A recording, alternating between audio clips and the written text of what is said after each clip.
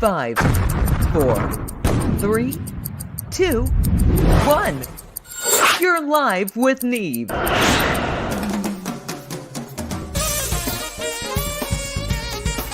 This is Live with Neve. Iconic musicians, comedians, and entertainers of all types. Interviews, comedy, and God knows what else. Hold on!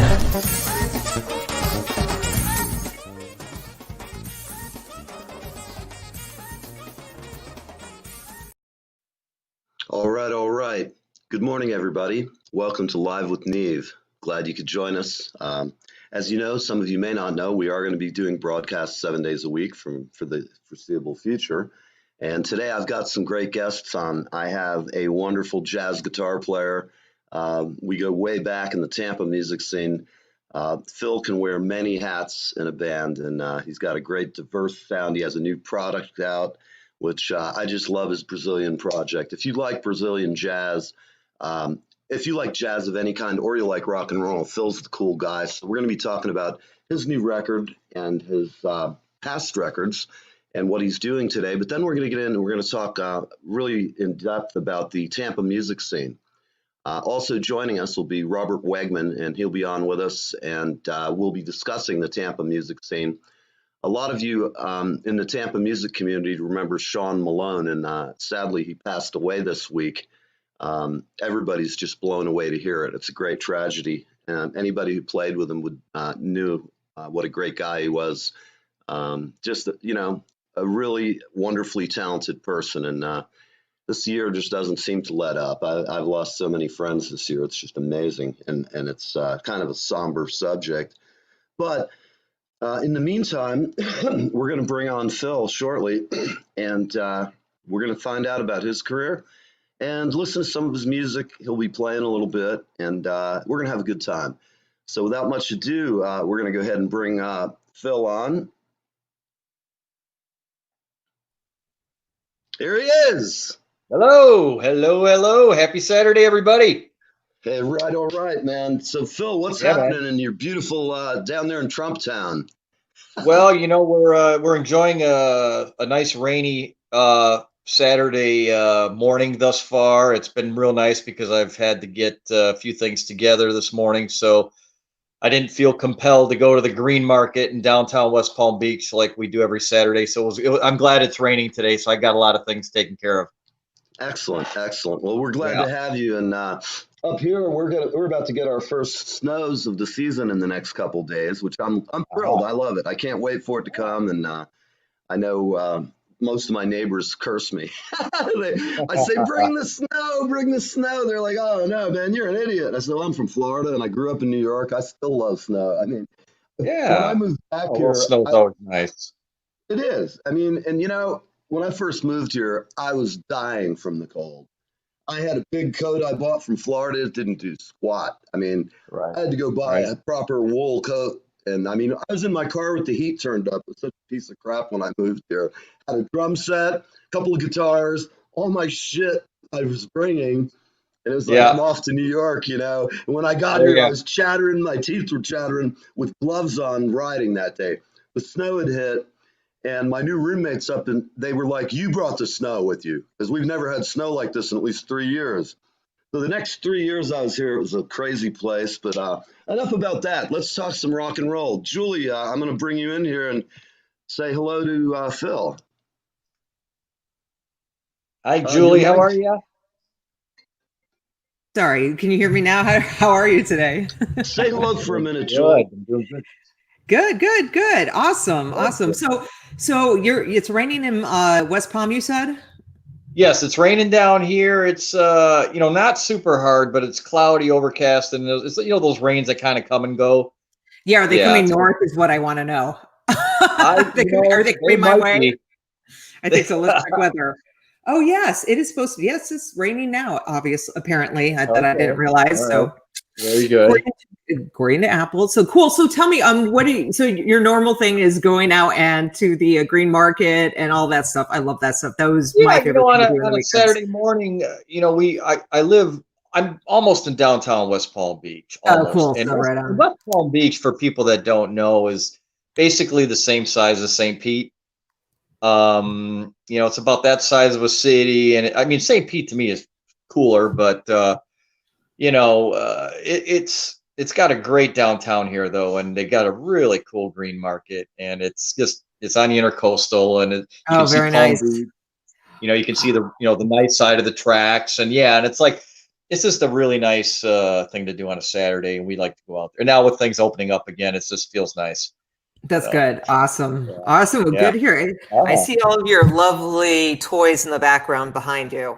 Can you tell us some yeah. about what you have back there? Because Let's see here. Let's see over my okay, over this shoulder here. Yeah, my the mirror right thing shoulder. screws me up. That's my 7-string nylon string guitar. Let's see if we can get a view of that.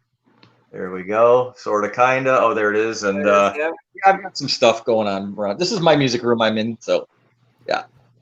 And I'm Awesome. doing a handheld. I'm doing a handheld thing here because when I play some music, I'm gonna, figure out Oh where I'm yeah. gonna put it. Can you do a 360 view for us so we can see all your cool Yes, I toys in can. there? Yes, You I mind? can. Yes, I can. Yeah. So Yeah, I love you seeing studios. you got some stuff here. You got some Yeah. guitars. Yeah. Yeah. Look at you. I love that Telecaster, man. Oh, I got that, and I got this Telecaster right here. Oh yeah. For you. Nice. Oh, that thing is badass. I love those guitars. Thank you, thank you. Yeah, and I just got it equipped with Lindy Fralin pickups. All I'm right. very You. excited. Oh my God! And Can I I ask you a was- question really quickly?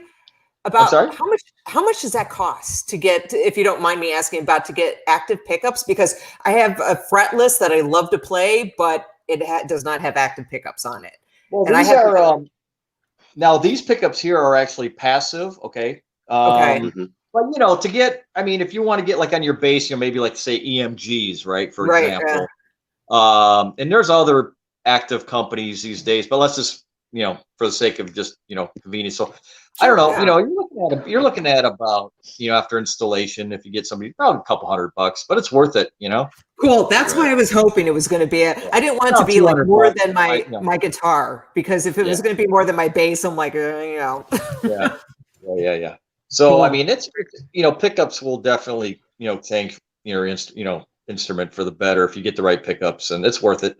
So. Oh yeah, For sure. cool. For sure. Thanks for the info. Oh yeah. Oh yeah. So tell me about your guitar you play your Brazilian music on. Well, depending on, I play both electric and acoustic nylon string. Okay, when I do the Brazilian stuff, the 7-string you guys just saw, I've been using that for the past. This is I'm going to be endorsing this company. The guy makes these guitars, and it's called a Bartoleks. So I recorded the new record on this Bartoleks 7-string. It's hard to find good 7-strings that aren't too expensive. Sure. Right. So these range between So without going into like a $9,000 luthier thing, so you can get these for just a little under $2,000. Cool. So that's and it's good. And with me, it's always about the intonation of the instrument. That has. Absolutely. I don't care.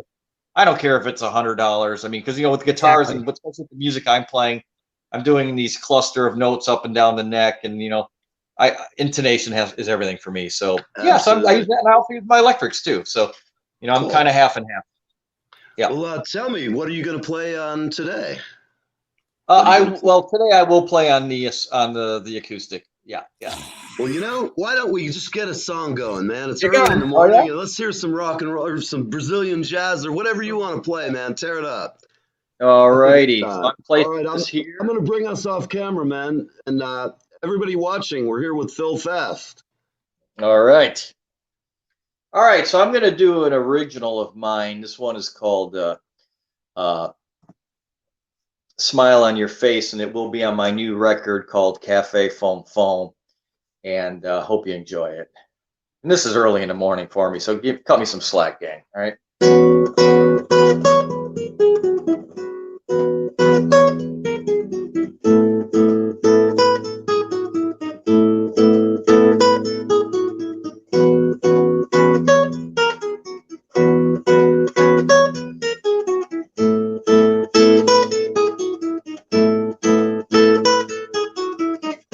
I want to see that smile on your face today. Ooh, it's a smile that erases from pain to succeed every day now. Living for the we're moaning with emotions of love. Oh yeah. Preparing up proponents because we're no longer opponents in love. I'm dreaming of the teasing that occurs from all the pleasing times we share. It's a tease that keeps me begging, pleasing, thinking, geez, could this be for real now? Adjusting to the notion that we're whipping up a potion of love. Oh yeah. Preparing up proponents because we're no longer opponents in love. It's like I scored a goal when I'm holding you in mind with that smile on your face today.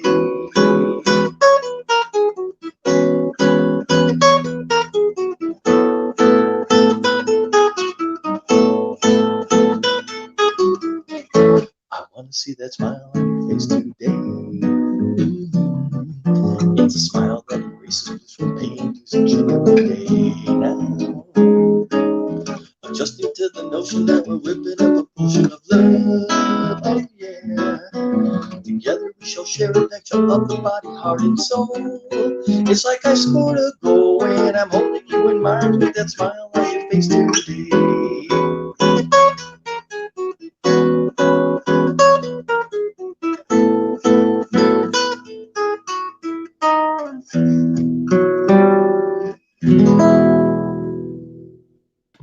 Yeah. All right, man. Excellent. Excellent job. And we'll Very call nice. that we'll say that's an excerpt of the song, you know? Yes. Well, it is early, but you sounded great. I mean, you've been doing this a Thank you. while. Obviously, you've played it a few thousand times. Just recording it, I know you probably were like, okay, we're done with this, and I'll just play it from now on. Yeah. You know how recording is, man. It's just like Absolutely. you get. And you know what? I mean, having just produced the record, and just finishing mastering literally just a couple weeks ago. I've learned from having been, involved in so many different, projects, and this is probably the 6th album under my own name, and I've learned this. I know when to say when, otherwise it'll just never end. Yes. It'll just keep going. It's like, all right, good enough.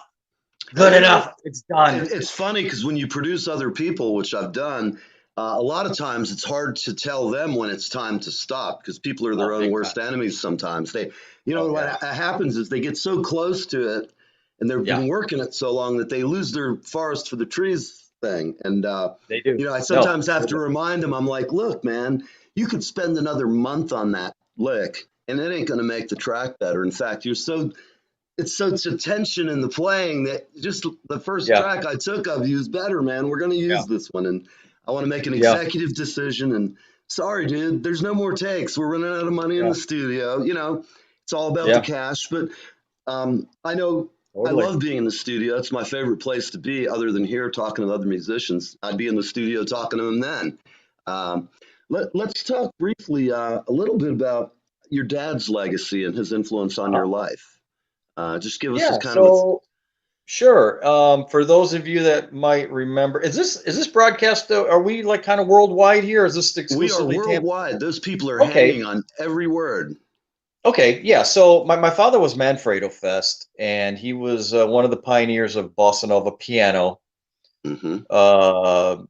In Brazil, his career started in the 50s. His recording career began in the 60s, and I believe that and they're all up on YouTube now. I think he had about 5 LPs recorded for a RGE, which was the main label down there. It was like the Blue Note of Brazil.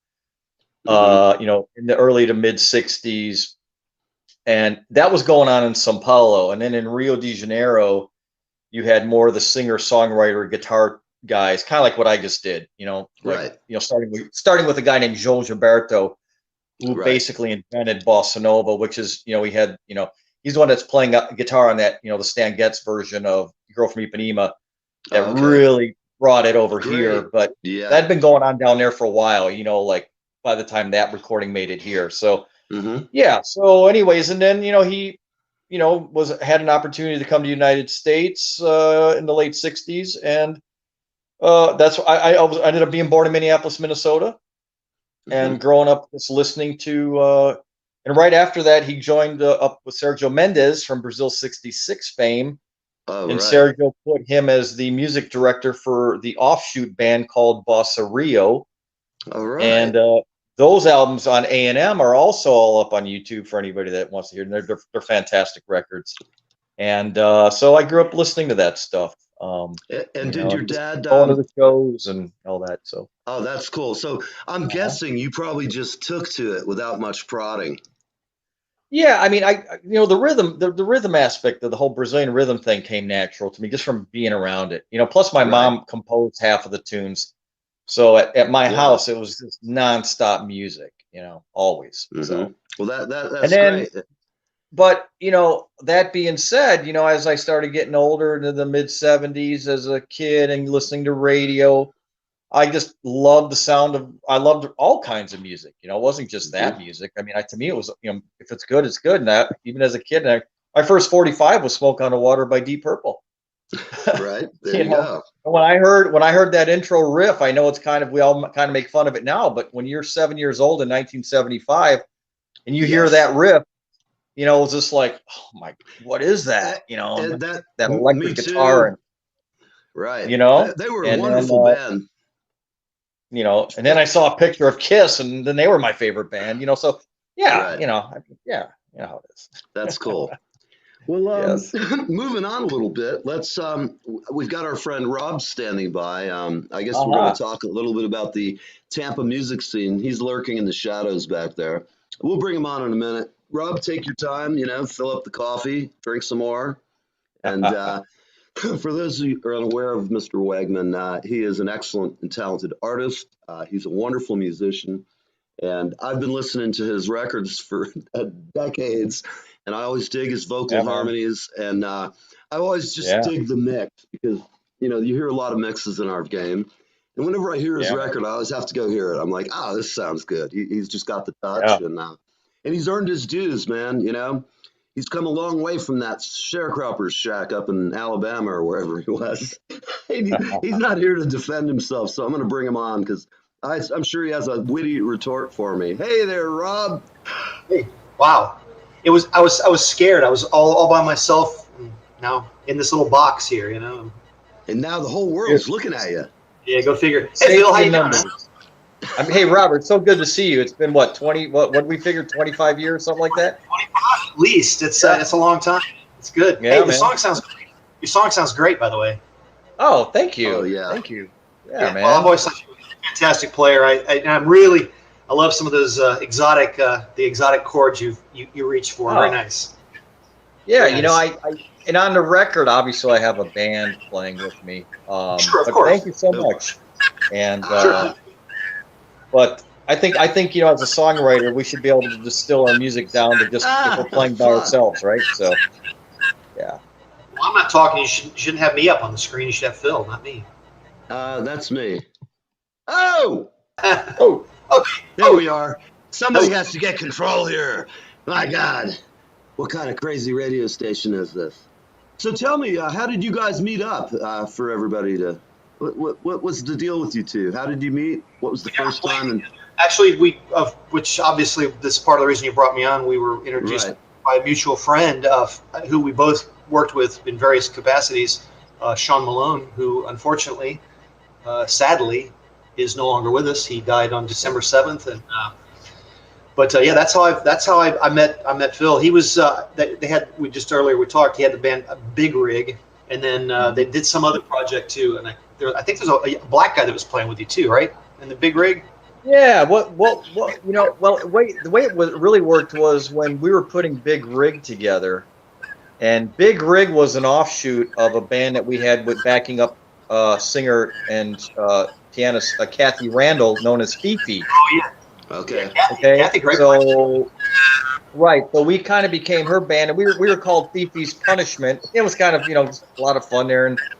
But then the guys, we would go to the ACL club, and we were doing like a fun fusion thing, and Jerry Outlaw and Darren McFarland, were doing they were doing their fusion thing. So we would cut heads against them at the ACL club. So we technically never played with Blackout, but we would play with them. Gotcha.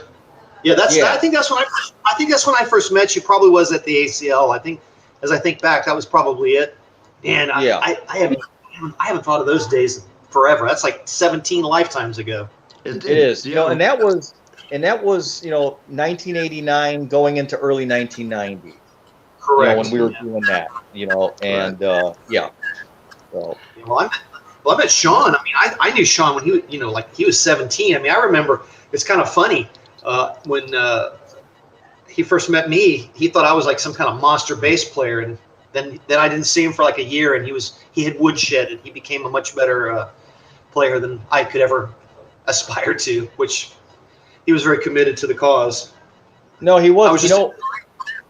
Good. Well, when I first saw him probably a year earlier than that. I went to there was a club in called Boomerangs in Clearwater. Remember Boomerangs? Of course, I played there.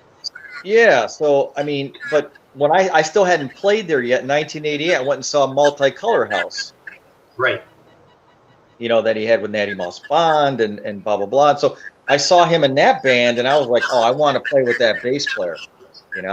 Because he was already doing the Jocko type stuff and blah blah blah. He got good really fast. Yeah, well, so I saw him, and he just stood out for me in that band. I mean, the band was great, the music was awesome, but I was really into that instrumental jazz fusion thing at the time. So. Right. Yeah, well, I mean, he got into music for the right reasons. I got into it all for the wrong reasons. I wanted to pick up girls. He didn't seem. I'm not saying he didn't like girls. He just didn't. He didn't get into it for that reason. Yeah. Well, I don't know many.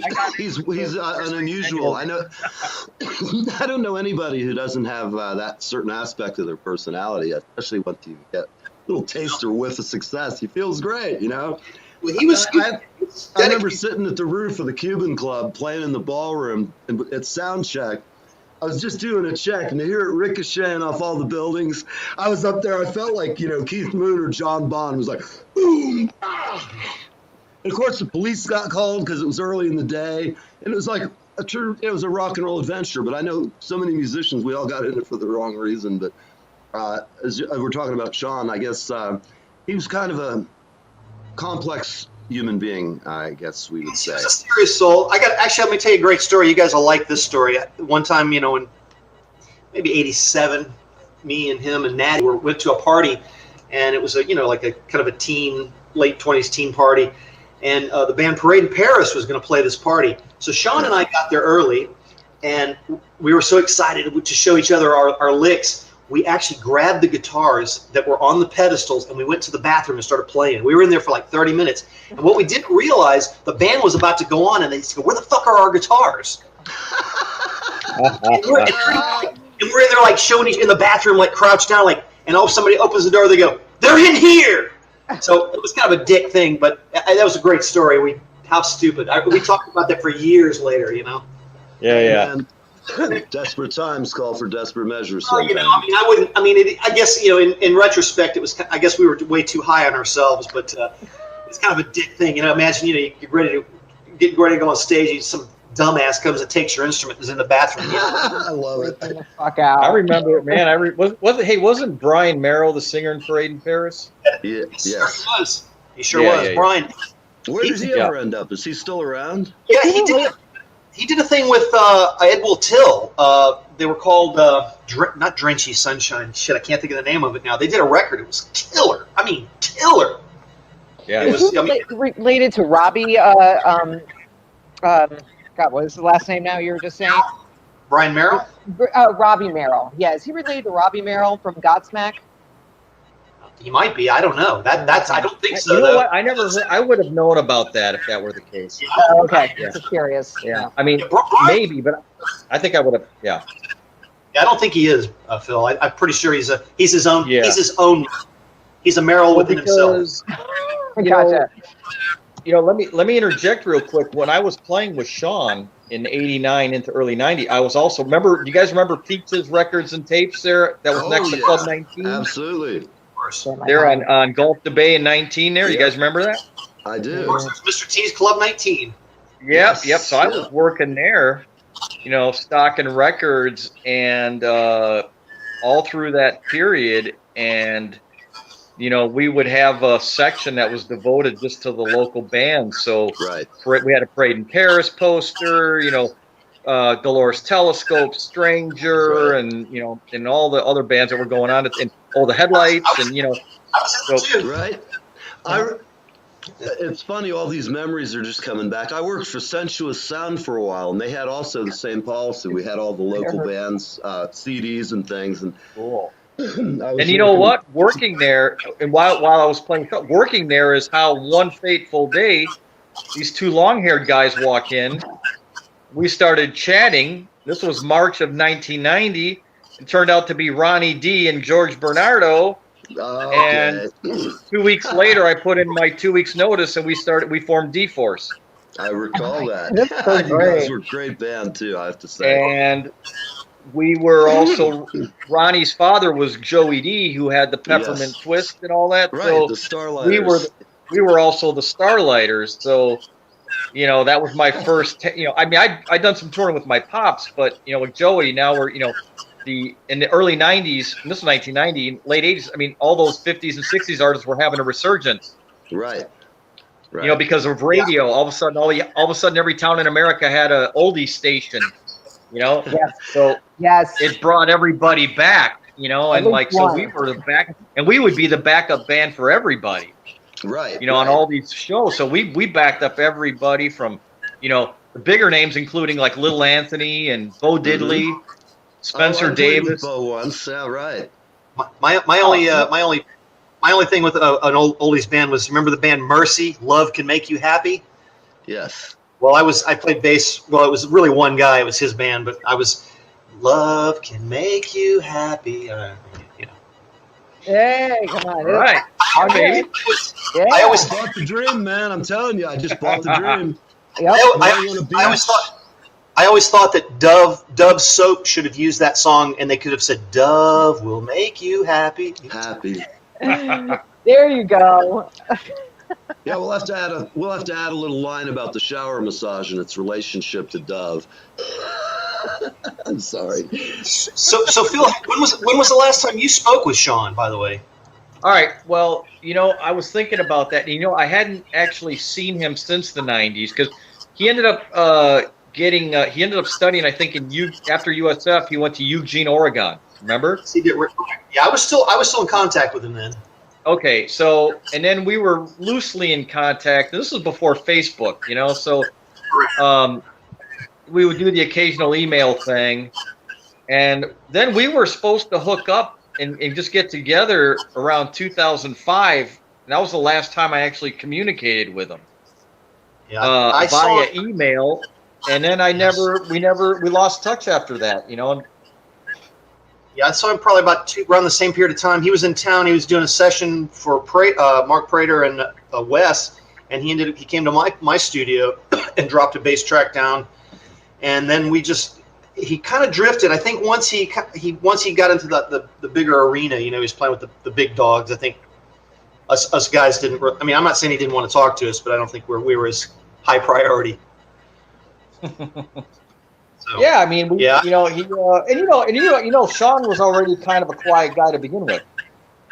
No, he really was. He really was, and he wasn't an extrovert at all. So even at the peak of our band, I was more the instigator. Mm-hmm. You guys are great. As far as talking and calling and stuff like that. Well, he was a technician. He was more of a mad scientist on his instrument. Oh yeah, really. Oh yeah. He was. He was a bit of a savant, So yeah. I'm sorry. What's that? I don't want to divert from our topic, but when you touched on what you were just saying about being in the band with him, and I'm sorry, what were you just? You were just saying. I'm sorry. You were just saying something, Robert. And I wanted to touch on that about, and now I can't remember what it was. We'll think about it. Who, me or Robert? It was for both. It was for Robert, and I didn't mean to stop you guys. Okay. You were writing that story, but you triggered something that I wanted to ask. You need a pen and a piece of paper. Right. Was it the bit about Savant?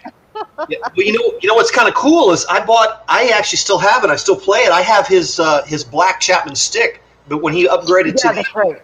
to his 12 string, he said he made me an offer I couldn't refuse, and I said yeah. So I still have it, the Black Beauty as he called it. So I still have it. That's what I played it today. I still have it. So I have a piece of Sean with me in some way.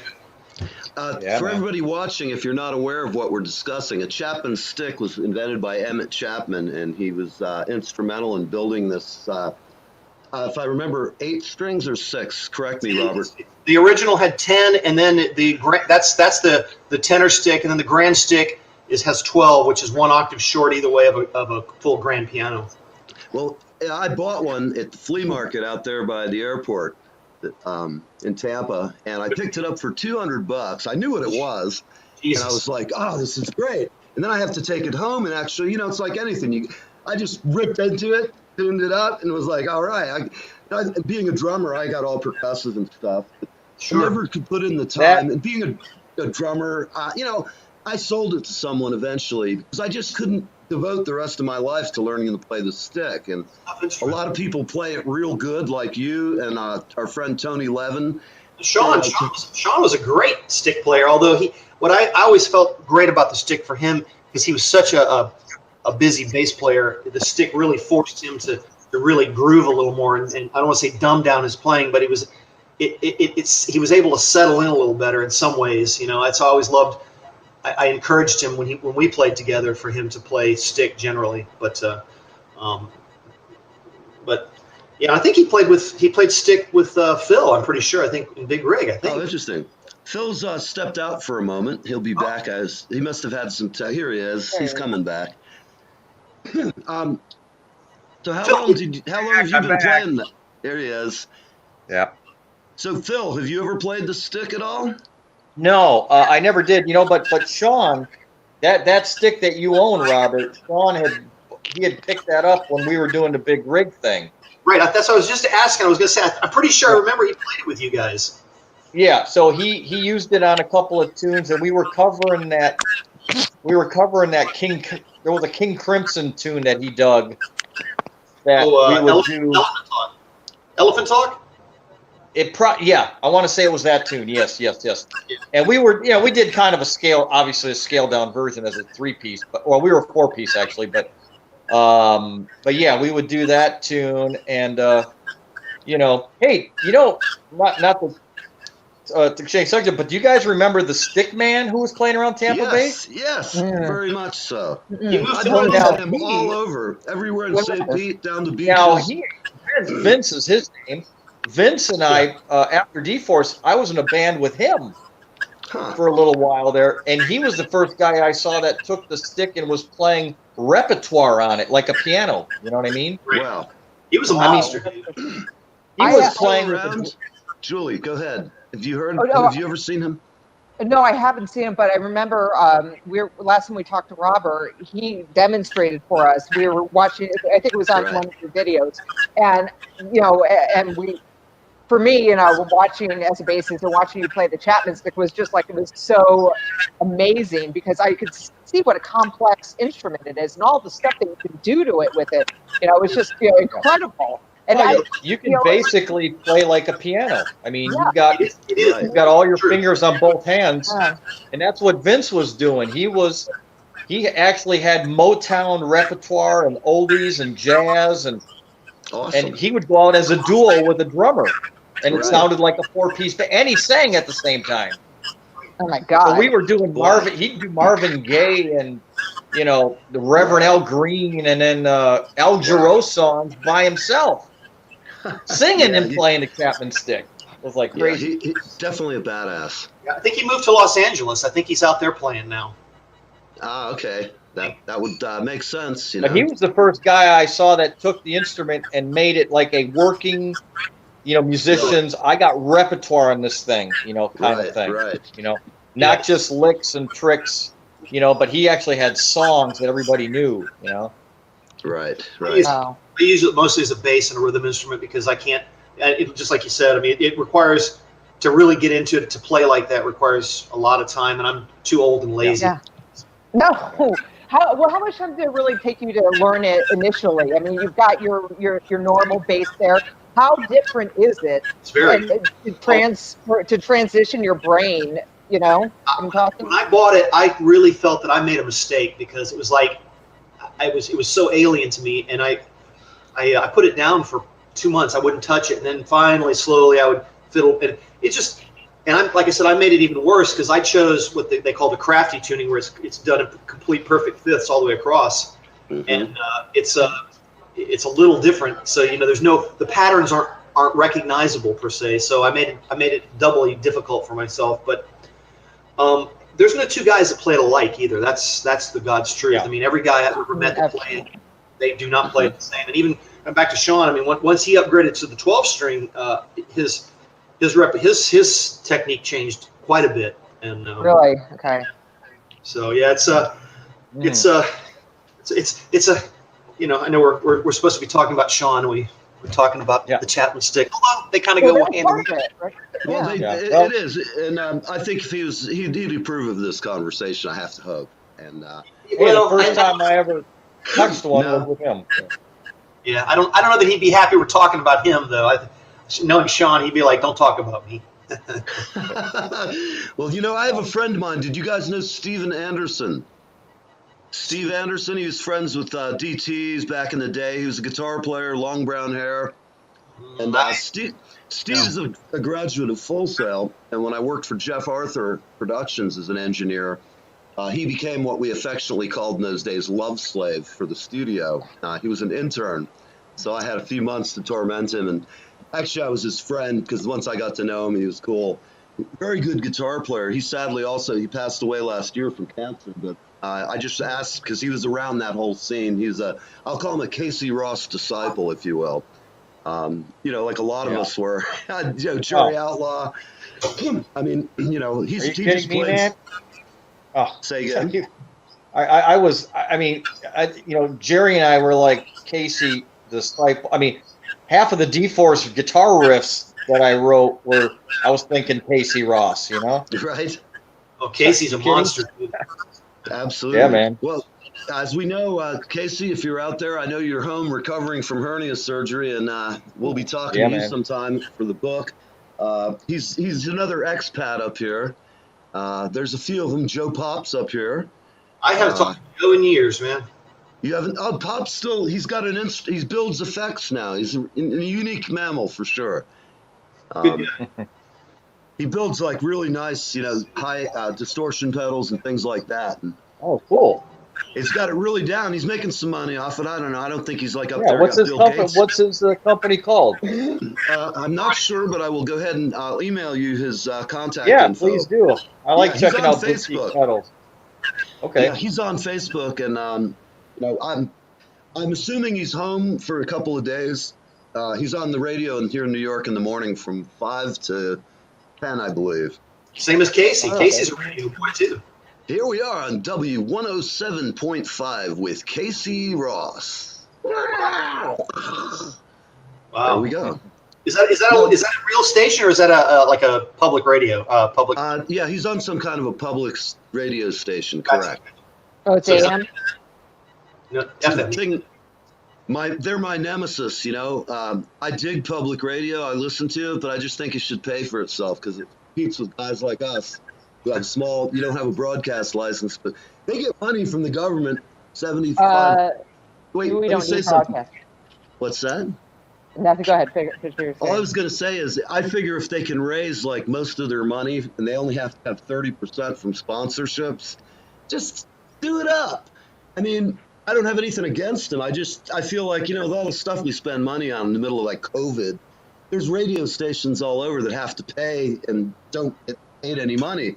I think that the future of radio, I'm going to leave it at this, will be donation-based internet subscription services like Howard Stern's pioneered. But enough about that, because I know we're charting into can be dangerous waters. Julie's giving me the look. Like, stop talking.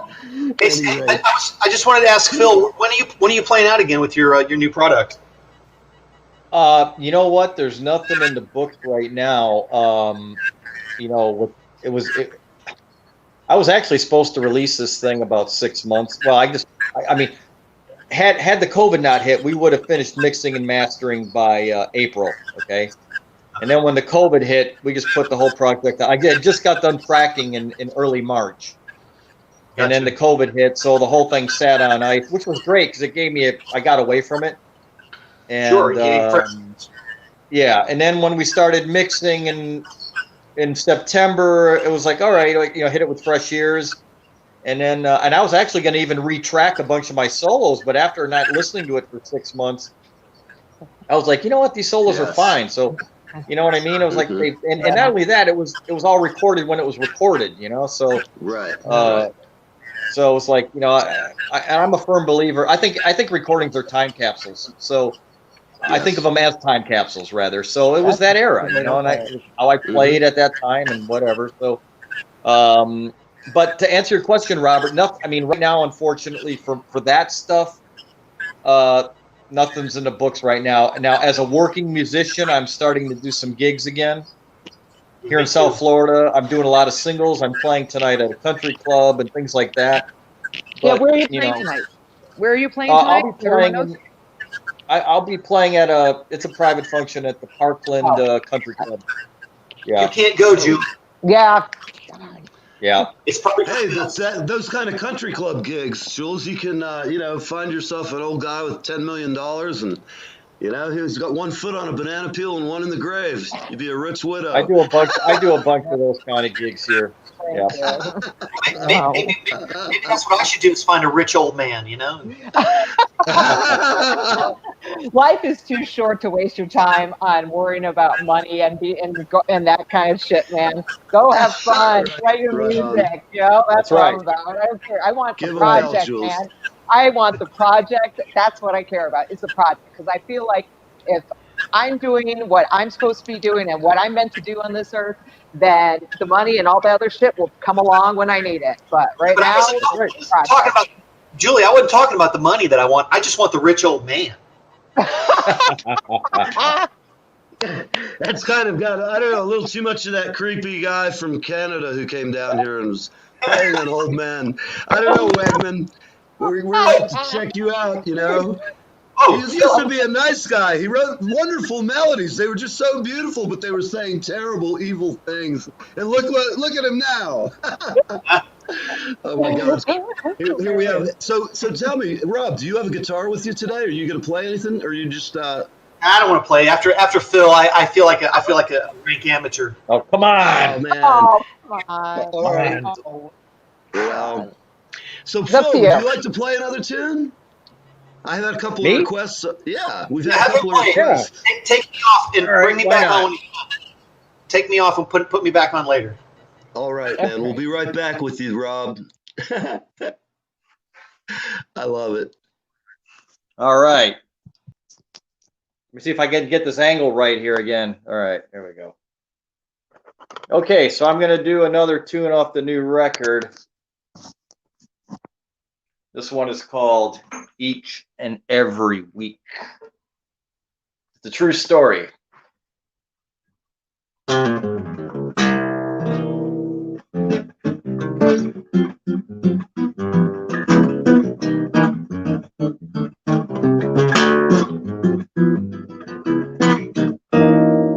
A Saturday morning and now it's time to get out. We love to do it each and every week. The birds are chirping and the breeze feels so good, yeah. It's how we do it so we never feel blue. It's time to honey, and for my money we'll always enjoy this. And if it's raining, well, we'll just sneak a peek. How people do, but there's nothing like the real thing. We love to do it each and every week. It's how we do it each and every week. And if it's raining, well, we'll just sneak a peek. We love to do it each and every week. It's how we do it each and every week. And if it's raining, well, we'll just sneak a peek.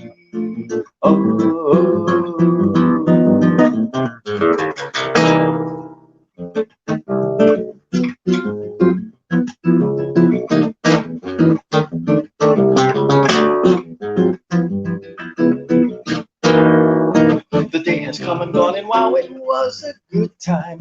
And yes, we've done it each and every week. And melody, the birds are chirping, and the breeze felt so good, yeah. Indeed, my love, we're not behaving. We've got our money, and honey, I know I'll always enjoy this. And then that rain, so we need to sneak a peek. Some people do, but there's nothing like the real thing. We love to do it each and every week. It's how we do it each and every week. And if it's raining, well, we'll just sneak a peek. We love to do it each and every week. It's how we do it each and every week. And if it's raining, well, we'll just sneak a peek. Oh.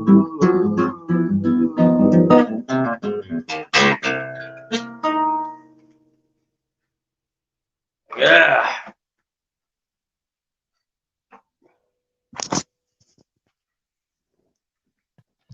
Wow. That's all I have to say is wow. I'm sitting here, man.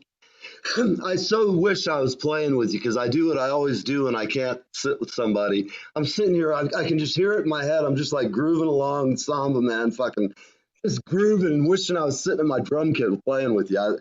I put on a lot of music that, like what you do, stuff I've never heard, and I use it to build up my musical reflex time. Like I'll put on a classical music record and I'll just let it play for an hour. And it's stuff I don't know. And so it trains you to have a quicker reaction time. And it's kind of something I've been doing since I was a kid, and like being able to play like Zappa and things like that in odd times. Like I've always I've been doing it for a long time. That was what I grew up digging as a kid. So much to my parents' terror, they'd hear, wait, watch out where the Huskies go, and don't you eat that yellow snow, don't you eat that yellow snow, down, down, boom, boom, and they're like up there going, well, that's kind of strange. And my mom would be like, Neil, or they'd call me Ernie. She'd be like, Ernie, what are you listening to these days? And I'm like, oh, it's Frank Zappa. Don't you love it? The Husky and the yellow snow thing? She's just like, I think we're going to have him in for some counseling, perhaps. Not doing many church-oriented social activities, and he seems to be growing his hair long. And I was always just like a lot of our generation who became players that still are. Started in a basement, man. I was 7 to 10 years old playing and doing it, and then we grew up and got a little less suckier band and a less sucker band. And by the time I was in high school, my bands were kicking pretty good, And of course, that whiff of sensuality when you first discover ladies and you realize, wow, they kind of like the drummer, It's like, this is great fun. I mean, in elementary school, I had a very similar epiphany myself. So yeah. It's funny though. We got canned from playing at what they called the teen canteen. Now, I live in New Jersey, which is the land of warehouses, right? And so some of these kids that I knew in my neighborhood, they used to go over to this big candy warehouse and they would like go in under the door and they'd come out with like garbage bags of candy, bubble gum, all kinds of shit. And they probably have horrible teeth because they did that shit for years. They were like little gangsters in training, I think. At any rate, one of them comes by my house and he's like, hey man, you're playing this weekend, man. How about we in the middle of the show start throwing candy into the audience?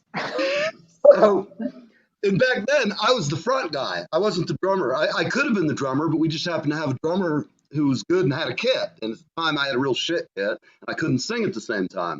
So, in those days, roles were fluid. Whoever did anything best. But so I'm up there, and I'm like singing. We were doing stuff like, I think we played Sympathy for the Devil, which the kids loved, but the staff looked concerned. And we were playing all these Stones and some Zeppelin and some Sabbath. And at one point, I got this sack and I just started hurling shit into the audience. Gum, sour bursts, all this shit, And the crowd just goes nuts. They all dive. There's like people grabbing and scratching and fighting. It was like great. It was my first really time like the cops get called kind of a gig, where you're like, wow, that was cool. And rock and roll, baby. Man, I'll tell you, this big fat guy runs up and snatches the cord out of the wall. Yes. It's like our 2 foam columns. They're like, and I'm like, yeah! And then everything's gone. And he's like, you guys got to come down to the dean's office. We had enough of this. Oh, man. I knew from that day on, this is rock and roll, man. Rock and roll, man. Yeah.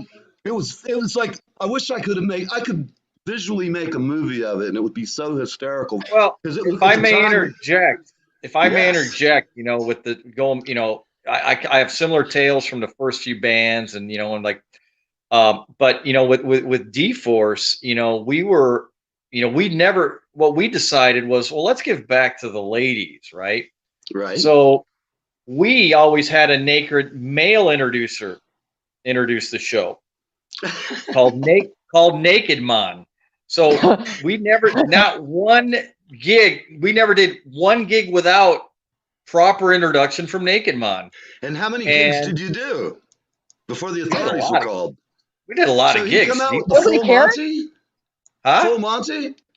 No one cared. Talking full Monty with a prop in front, with a small prop.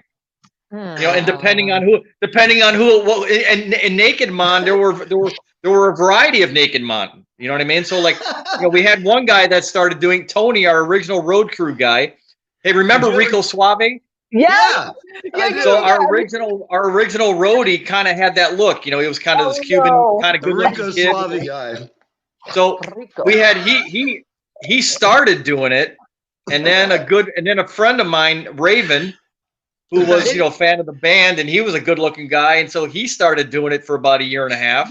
You should have got Mike Upledger. He liked to do that kind of thing. And then, but everybody wanted to introduce the band. You know what I mean? It got to where like drop trow. Everybody wanted to introduce the band. So one time you could have made money. Naked Man. We had a lot of alumni. We had members. Ken Logan from U-Rock did it. From the Hazies. I mean, Chris Baker from Freaks Rule, and later on Black. Did it. I mean, everybody wanted to introduce the band. It was ridiculous. I think you need to reinstate that and let me know, and I'll be right there. Yeah. Hey, it was great. I'm sitting here looking. I'll let you know, Julie. I will. I might have to do that in my Brazilian show, Yeah, man. Just let me know where you are. I'll be right there. Even if without the naked guy, I still want to see you. So just let me know. The only thing I'm disappointed in this whole thing is I was never asked. You were what? Never asked? I was never asked. Man, that's right up my alley, man, Oh, man. Turn back time. Right. We'd ask you to do it, Yeah. I would have Bets from my band play Drop My Pants while I was playing. What? And so I'd make a big deal out of dropping my pants and playing the whole set with them around my knees. The only thing that happened is all the women came up, looked at me, and said, "Get out of here."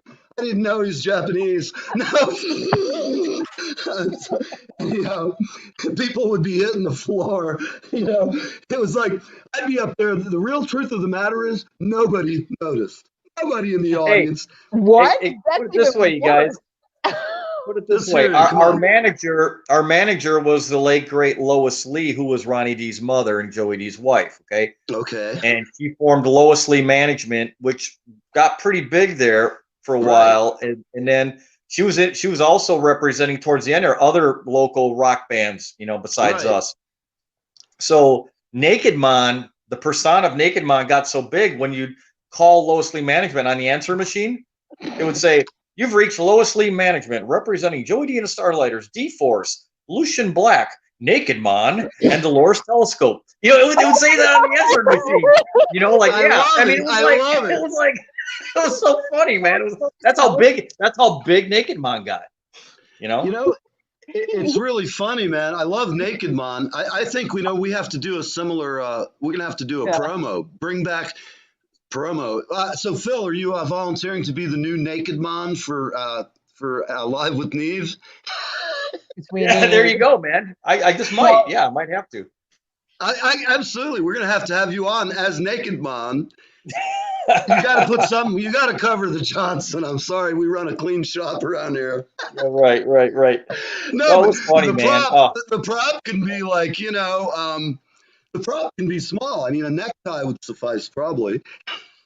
Well, that's why, like this whole thing with me, where you were talking about your early experiences with the thing, so like for me, man, I always walked down both paths, man. So as much as I was into the serious music, the jazz, and a little bit of classical too, and blah blah blah, But man, I'm a rock and roller at heart, because with the rock and roll, that's where things get fun. That's where it is. You could, that's where you can have a proper naked introduction for the band. Absolutely. I mean, it's be like more of, maybe we should start a service, Phil. That's even better because that's continuing profits.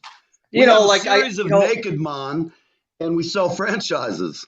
Then all of us, we moved to Star Island in Miami. Fuck that West Palm shit. Fuck you, Julie, living up there in the woods. Phil, you're in West Palm. It's okay, but we're going full bore, man. Star Island. We'll have Madonna running around naked.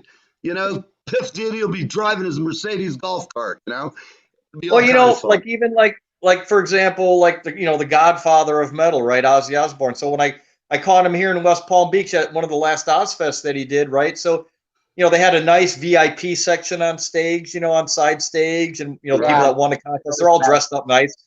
And Ozzy was spraying the crowd down with a hose, right, with that foam stuff. I love it. And then he turns around, man, and he sprayed down the whole VIP section. Yes, it is.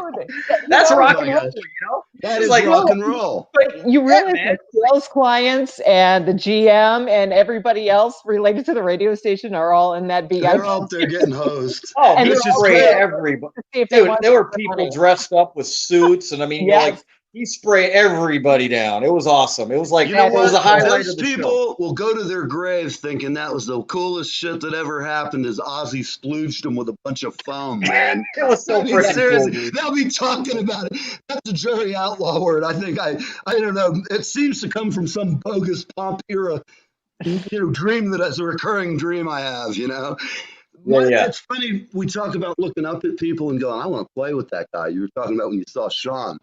When I saw Jerry Outlaw, it was the same thing. I'm sitting at a gig, I'm watching him, and I just looked at my buddy sitting next to me, and I go, I'm going to hire this fucking guy, man. This dude is just ridiculous. I got to have him. And it was great. There he is. Look at Rob. He's fucking got a proper set, proper glasses. Wow, man. You clean up nice, boy. Well, no. I don't. You didn't see those glasses. Oh, here's Hey, look, that's my wife, Nina. She's making sure I don't cuss or do anything bad. Uh-oh. Nina, you keep him in line. We've heard stories, you poor woman, my God. Don't worry, there's a helpline if he gets out of line. Keep him away from old men. That's right. Keep him away from old men. He seems to have a strange penchant for buggery these days. Hey, laddie, you go gay, lad. Oh, you got pretty lips. Oh, God. All right, we've opened the door to deliverance. All bets are off, man, from here on in. I wanted to turn to what you were saying about Jerry. You guys were talking about Jerry. Yeah, so Jerry, I looked up and just told my friend, I'm going to hire him. He just looked at me like, yeah, right, whatever. So I think I told you about this when we were talking off the set. I called Shauna up, Shauna Banana, for anybody who remembers her. She was also a writer for Players and Music Magazine. Well, she was always kind to me, and I knew Jerry played on her records, so I just rang her up, and I'm like, hey, you were telling me about Jerry being so good, and I've got a bunch of projects. I really need that guy to do it.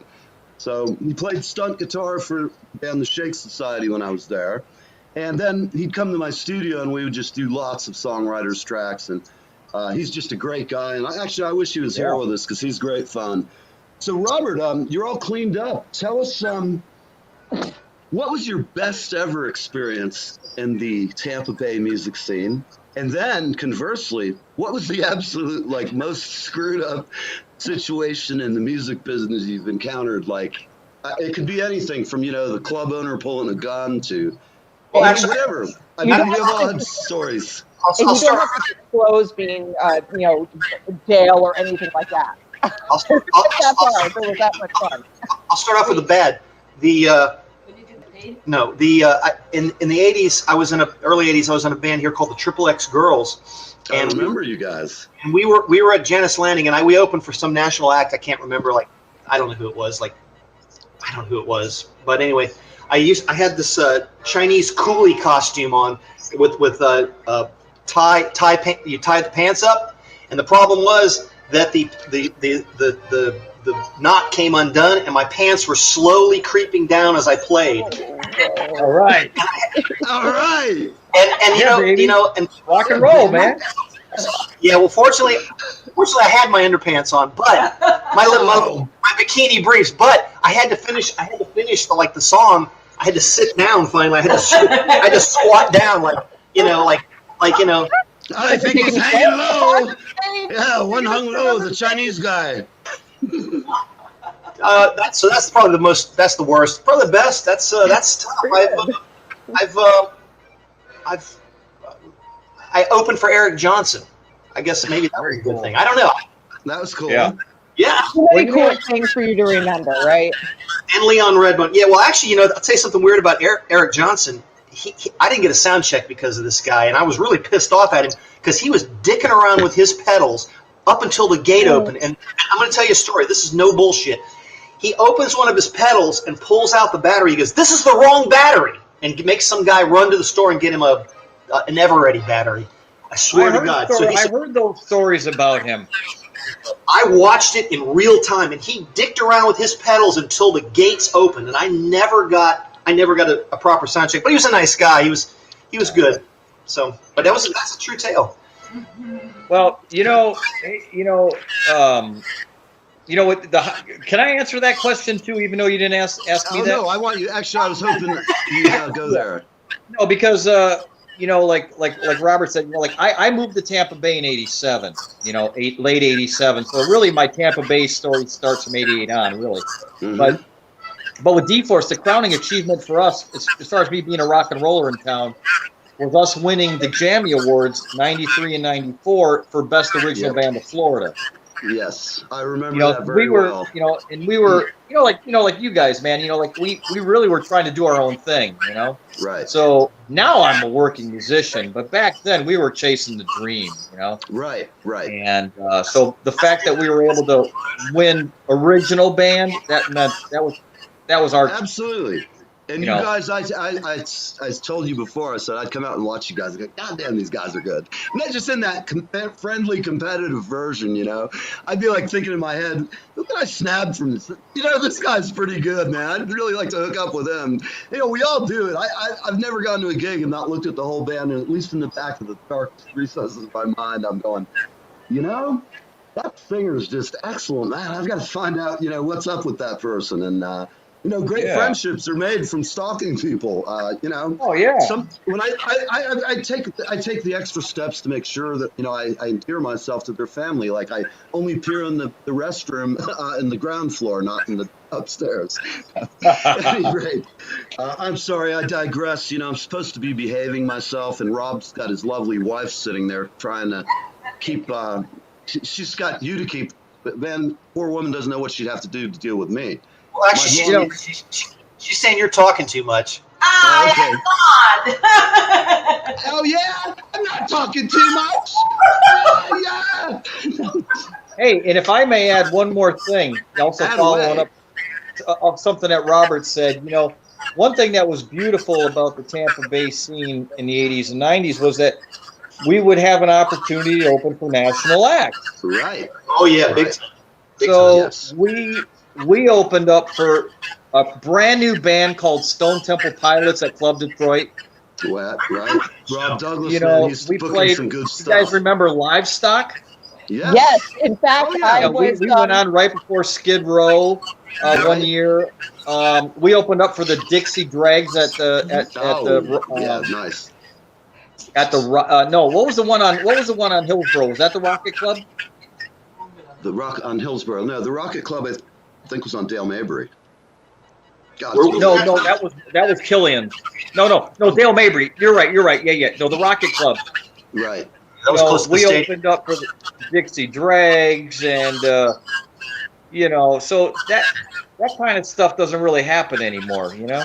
It could. At least not down here, though. Right. Well, the whole Go ahead, Jules. As I was, my background's all in radio, and it was, I was there with the Livestock. I used to work for 98 Rock when I first started in broadcasting, and yeah, I can tell you the Livestock, they were original, and then all the other 98 Rocks around the country started doing festivals and stuff, and just changing the name to Rockfest.